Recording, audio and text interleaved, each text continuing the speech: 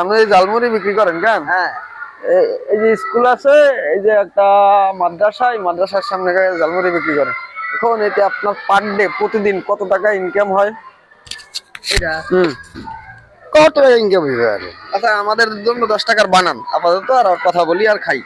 70-80 টাকা আচ্ছা পেটা বেশি ফ্যামিলিতে কে কে আছে? সবাই আছে না সবাই আছে। ছেলে মেয়ে কয়জন? 60 জন। বড় না ছোট? বড় বড়জন কিসে পড়ে? ওরে মেট্রিক পরীক্ষা দিছে ফার্স্ট পাস করছে? আলহামদুলিল্লাহ, আর উজ্জ্বল ভবিষ্যতের জন্য কামনা রয়েছে। চাচি আছে তো? আছে।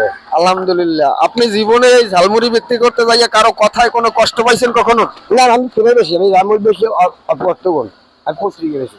আলহামদুলিল্লাহ, আপনার জায়গায় তো আপনি শুকরিয়া আছে আল্লাহর দরবারে।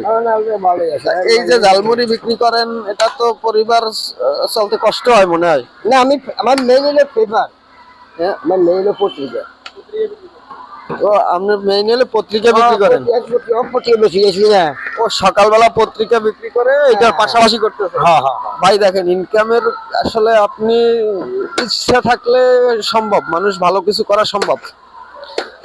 কাকা এই যে ঝালমুড়ি বিক্রি করতেছে, আমি জানতাম না যে সে পত্রিকা বিক্রি করে, বাট তার মেইন কাজ হচ্ছে পত্রিকা বিক্রি করা। ওই পত্রিকা বিক্রি করার পর সে পার্ট টাইম হিসাবে এটা থেকে যেটা আসে ওইটা তার অতিরিক্ত আয়ের উৎস। যাই হোক, সবাই ভালো থাকবেন, আল্লাহ হাফেজ। চাচার জন্য অনেক অনেক দোয়া করবেন যেন সে জীবনে ভালো কিছু করতে পারে। আল্লাহ হাফেজ।